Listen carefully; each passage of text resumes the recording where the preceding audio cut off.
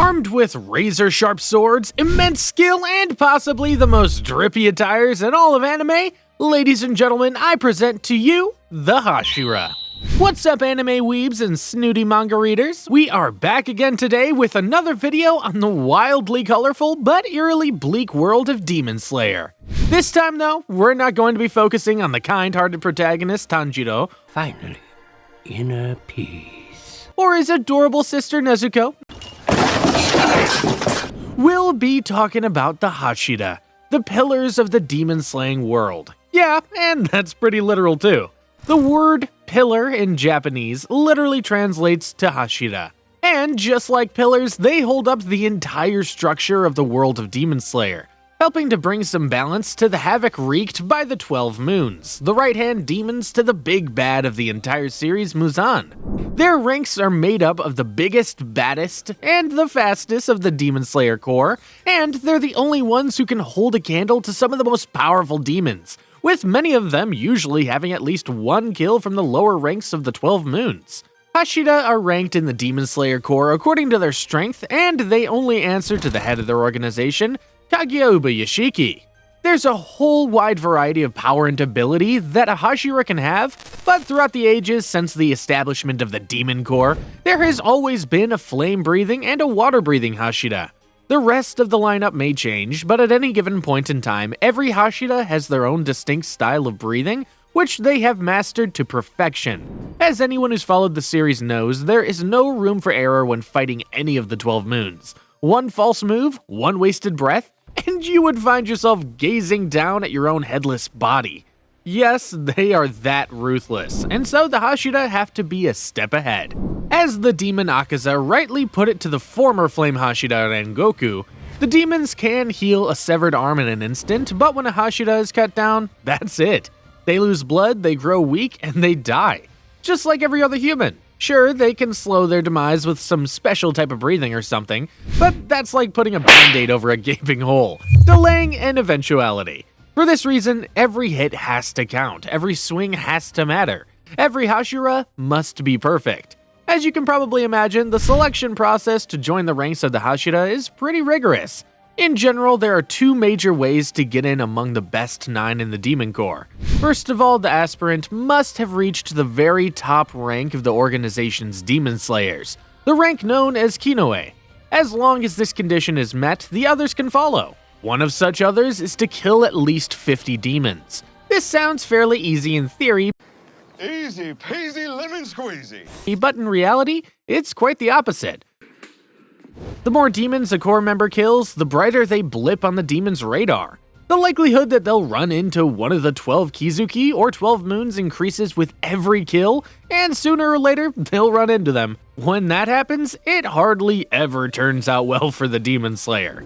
If by some show of incredible skill or stroke of luck, the aspiring Corps actually manages to defeat the Moon Demon, they can be inducted into the Hashira. However, the likelihood of this happening is so low that it can be considered by many to be impossible. Alternatively, in some cases, a new member of the Demon Corps who is exceptionally skilled emerges, and they may be granted the title of Suguko, or successor, a junior member of the Corps who has been chosen to replace any of the Hashira should they happen to fall in battle.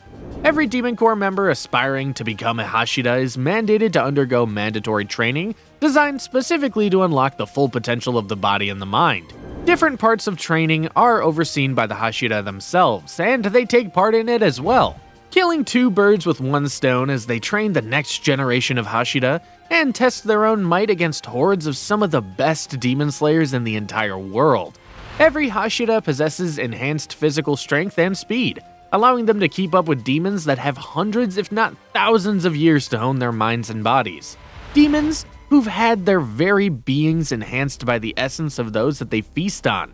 In addition to this, they can make use of total concentration breathing, which maximizes oxygen supply to their muscles, giving them the physical prowess to keep up with demons without having to alter their physical forms.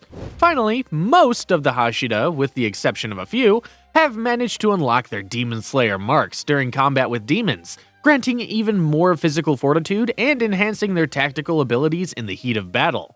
The current generation of Hashiras include Kyojiro Rengoku, the Flame Hashira, Tengen Uzui, the Sound Hashira, Mitsuri Kanroji, the Love Hashira, Hyome Himejima, the Stone Hashira, Muichiro Tokito, the Mist Hashira, Iguro Obanai, the Serpent Hashira, Giyu Tomioka, the Water Hashira, Shinobu Kocho, the Insect Hashira, Sanami Shinazugawa, the Wind Hashira. Each of these guys is pretty powerful in their own right, having mastered their respective breathing to almost perfection. Seriously, there's so much lore and history behind the Hashira and their abilities that it would be impossible to cover in a single video. So do yourself a favor and pick up the manga or watch the anime, which actually just began its 3rd season. For the anime-onlys out there, we've seen only 2 of these Hashira at their full strength taking on demons of the 12 Kizuki. Kyojiro Rengoku in the Infinity Train arc and Tengen Uzui in the Entertainment District arc. And boy, I gotta tell you, no explanation can do justice to what Studio Ufotable managed to pull off in these 2 scenes. For those who haven't seen it, please just stop what you're doing right now and give those fight scenes a watch. It is truly incredible how much they were able to squeeze out from just a few panels of combat in the source material. And I mean that in the absolute best way possible. Knowing what's to come in the manga makes literally no difference, as I'm still super excited to see how Ufotable will handle some of the bomb fight scenes that are coming up.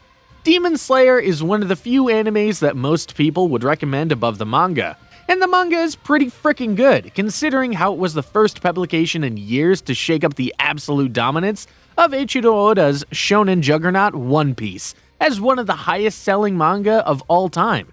So forget the whiners online screaming about it being overrated. It's pushing the medium forward in ways that few other properties are capable of, and more often than not, the instruments used to showcase these advances are none other than the Hashira themselves, the pillars holding Demon Slayer above its peers in more ways than one.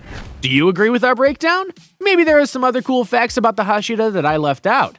Let me know what you think in the comment section below. Please subscribe if you haven't already, and ring the notification bell to get regular updates on new videos. I make awesome anime and manga content like this every week, so be sure to check them out. Thanks for watching, and bye for now.